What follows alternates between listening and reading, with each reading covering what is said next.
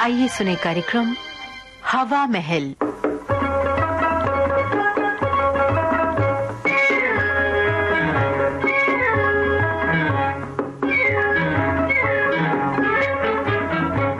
श्रोताओं, हवा महल में आज आपको सुनवाते हैं प्रहसन एक बेचारा ललुआ। लेखक के.पी. सक्सेना, निर्देशक आदि करता है वो मूर्ख और जो नहीं करता वो गधा। खैर, इनमें से जो आपको मंजूर हो वो ही आप कीजिएगा। जो मर्द शादीशुदा हो जाता है उसकी अपनी एक गृहस्थी बन जाती है और फिर एक परिवार। हर परिवार में यथावकाश एक ललुआ आ जाता है। ये कुल तारक ललुआ परिवार का सरताज बन जाता है। हाँ, कभी कभी सरदर्द भी बन जाया करता है। इस प्रहसन के युवा दंपत्ति से मिलने एक शास्त्री जी आते हैं। भला सा नाम है उनका, हाँ, पंडित दुख घोटन लाल शास्त्री। उनका भी एक ललुआ है और वही ललुआ इस प्रहसन का वास्तव में नायक है। फिर भी वो इस प्रहसन में आता नहीं है, और आता भी है तो परोक्ष रूप में। तो मेहरबान श्री के.पी. सक्सेना जी के चित्रित किए इस ललुआ की आप अपने घर के लाडले ललुआ से तुलना कीजिए। अगर कुछ भी समानता न हो तो आनंद है, और अगर इस ललुआ की शक्ल और सूरत आपके ललुआ से मिलती है तो भी परमानंद है। तो चलिए श्रीमान राकेश और श्रीमती ऋचा देवी के परिवार में मत का नवेष्टा है, कोई गम न करो, कोई गम न करो। अरे वाह ऊपर वाले, तेरी मेहरबानियां। छुट्टी के दिन की सुनहरी सुबह, कॉफी का गर्मा गर्म कप, उठिए तो सही है। इकलौती बीवी का मुस्कुराता हुआ चेहरा और एक बढ़िया सा मासूम शेर।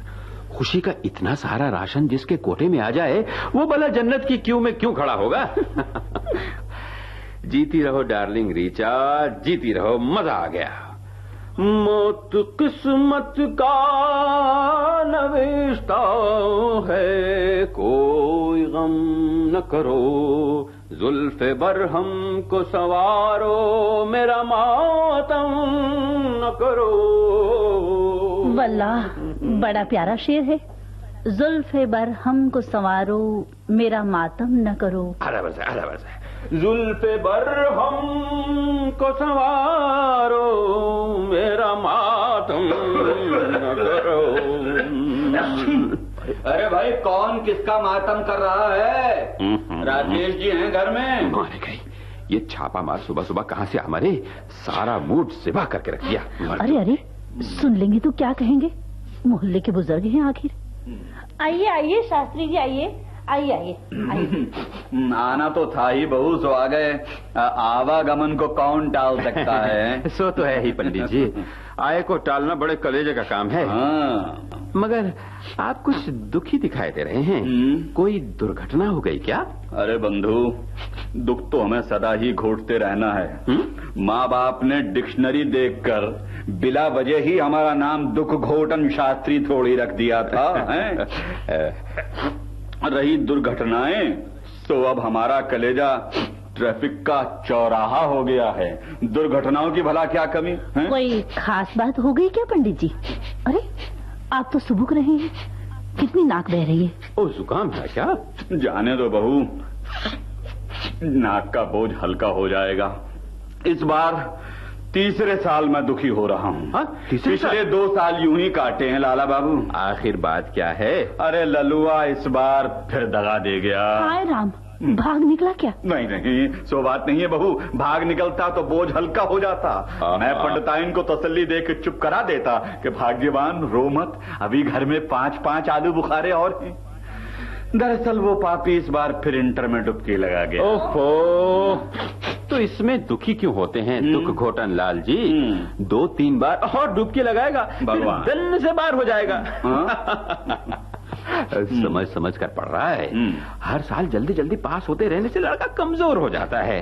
ठीक उसी तरह जैसे हर साल शिशु जन्मने से पत्नी की हेल्थ और पति की वेल्थ कमजोर हो जाती है। हो, चुप ही रहो ना। सो तो ठीक है लाला बाबू, पर नाच पीटे की उम्र बढ़ती जा रही है। ऐसे ही हर साल दिमाग मजबूत करता रहा तो निगोड़ा अपने नाती पोतों के साथ इंटर का फॉर्म भरेगा क्या? मूछें देखी हैं कम वक्त की, कहाँ जा रही है? कहीं नहीं जा रही हैं, नाक के नीचे पुख्ता जमी। हाय, नाक के नीचे पुख्ता जमी है। क्या क्या फैशन निकाल रहा है उठाई गिरा। मूछें नीचे की पृथ्वी की ओर लटकानी शुरू कर दी। लगता है घड़ी में 7:25 हो रहे हैं लाला बाबू। पंडित जी, ये सब नया है। वो नया सोचता है, वो नया पहनता है, नए ढंग की मूछें रखता है। ये नया है। हम तो जैसे मोहनजोदाड़ो की खुदाई में से निकले थे। अरे दन्न से पहली बार मिडिल लांग गए थे हम, और ये हमारे कुलतारक हैं, 3 साल से इंटर में चिमटा गाड़े बैठे। ललुआ है कहाँ पंडित जी? आपने उसे डांटा तो नहीं? अजी डांटे मेरी जूती। शान से फेल होकर लौटे तो 13 मिनट महतारी के पास बैठे तस्वे बहाते रहे।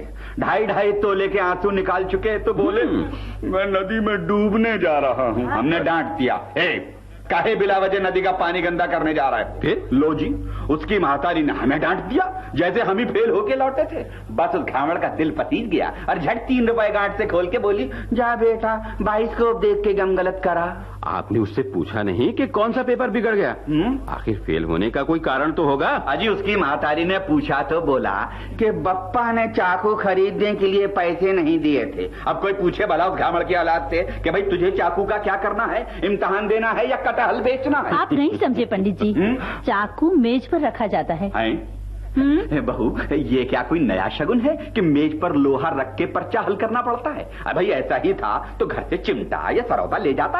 हमारे टाइम में लड़के लड्डू खा के जाया करें। ये बात नहीं है पंडित जी, तो मेज पर चाकू गड़ा रहने से जरा हिम्मत बंधी रहती है। भाड़ में गई हिम्मत। अरे ऐसा ही डरपोक था तो मुझसे कहता, मैं 2 लठायत और 1 कुत्ता साथ कर देता और बड़ी भारी लंका जीतनी थी जो हिम्मत टूट रही थी। बुरा न मानिएगा पंडित जी, लगता है आपने उसकी पढ़ाई की ओर ध्यान नहीं दिया।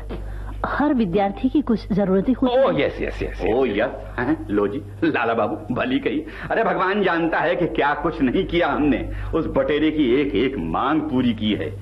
एक बार बोला रेडियो बिना मैथ समझ में नहीं आती, ला दिया। अच्छा, फिर कहने लगा जनरल नॉलेज बढ़ाने के लिए फिल्मी मैगजीनें होना जरूरी हैं। फिल्मी मैगजीनें भी ले आए आप? हाँ, सारी वीकली मंथली बांधी के लिए भाई जनरल नॉलेज बढ़ा ले। अच्छा, फिर बोला लाला बाबू कि हिस्ट्री हजम करने के लिए कोल्ड ड्रिंक जरूरी है। अच्छा, लेमन शरबत का बंदोबस्त कर दिया। नई मांग शुरू हुई कि जुग्राफिया समझने के लिए भारत यात्रा जरूरी है। अच्छा, चलो भाई ये भी ठीक रहा, टिकट कटवा दिया। 3 बार बंबई हो आया वो। 3 बार? फिर एक दिन लाला बाबू वो अपनी महतारी से बोला कि अंग्रेजी ठीक करने के लिए इंग्लिश मूवी देखना जरूरी है। सिनेमा देखना? हाँ। अरे मैंने कहा जा बाबा, हर इतवार के इतवार हो आया कर। अच्छा। अरे हिंदी के लिए निगौड़ा सैकड़ों जासूसी नावलें ले आया। मैंने फिर भी सोचा चलो ठीक है, साहित्य मजबूत कर रहा है। हाँ, बड़ी सेवा। अरे फिर भी चुकंदर डुबकी मार गया लाला बाबू। अब बोलो। पंडित जी, आपका त्याग हर गार्जियन के लिए जीती जागती मिसाल है। पर होनी को कौन टाल सकता है? हो सकता है पंडित जी कि धोखे से रोल नंबर छपने से रह गया हो। हाँ हाँ बहू, एक इसी से तो दुश्मनी है छापा खाने वालों को। अजीब बगल के मुंशी चुनौती राम का छोकरा भी तो है, मार्टिन का पजामा पहन के और सत्तू फाँक के अव्वल डिवीजन में साफ निकल गया। और ये हमारे हाथम ताई शेरों आइसक्रीम चाट गए, कुड़क हो गए। लाला बाबू अब बोलो क्या इरादा है मेरा? बस डबल एमए करने का इरादा है। इस बार इतिहास से करूंगा, इंग्लिश से कर ही चुका। अजी वे आपके बारे में नहीं, ललुआ के भविष्य के बारे में पूछ रहे हैं। पूछो खेत की, हाँ के खलिहान की। ललुआ का फ्यूचर एकदम ब्राइट है। खाक ब्राइट है। अजी इसी ब्राइट में नामाकुल ने मेरी सारी वोल्टेज खत्म कर दी।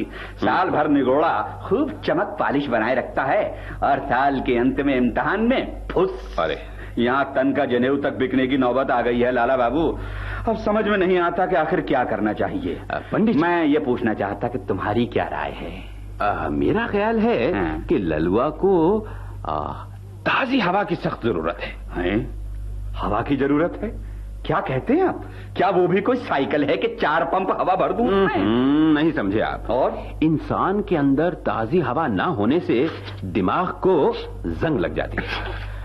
आपको बहुत जुकाम हो गया है। आप एक बार जमूरे को फिर ताल ठोकने दीजिए, उसके लिए एक स्कूटर खरीद दीजिए। भली कही भाई, भली कही लाला बाबू। अजी खरीदने को तो मैं उसके लिए स्कूटर क्या रेल का इंजन खरीद दूं, पर उससे फायदा? हर जगह फायदा नुकसान नहीं सोचा जाता पंडित जी। आप लड़के का करियर बना रहे हैं या प्याज बेच रहे हैं? स्कूटर पर घूमे फिरेगा, ताजी हवा लगेगी, ज्ञान बढ़ेगा। अगले साल स्कूटर ने चाहा तो क्या? आई मीन भगवान ने चाहा तो पूरी रफ्तार से 6 लांग कर बीए में आ जाएगा। अच्छा चलो जी, ये भी कर देखेंगे। मेरे बाप ने मुझे मिडिल तक बैलगाड़ी पे नहीं बैठने दिया था लाला बाबू। आप कहते हैं कि बेटा के नीचे स्कूटर चाहिए, प्रभु की माया। अच्छा लाला बाबू, फिर ये भी कर देखते हैं। अच्छा बहू, मैं चलूं हैं? नमस्कार। नमस्कार नमस्कार।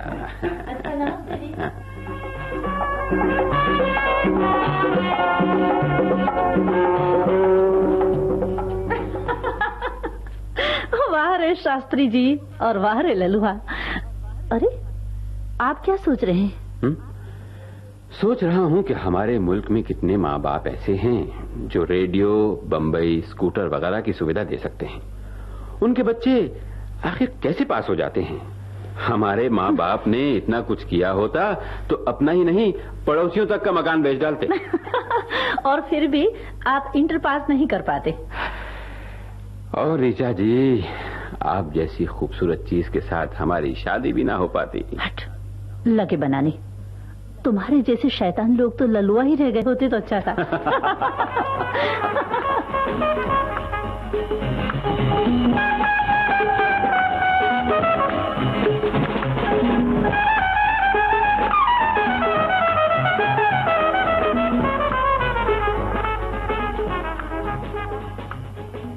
एक बेचारा ललुआ, के.पी. सक्सेना का लिखा ये प्रहसन अभी आप सुन रहे थे। निर्देशक थे पुरुषोत्तम दारवेकर। अब आज का हवा महल कार्यक्रम समाप्त होता है।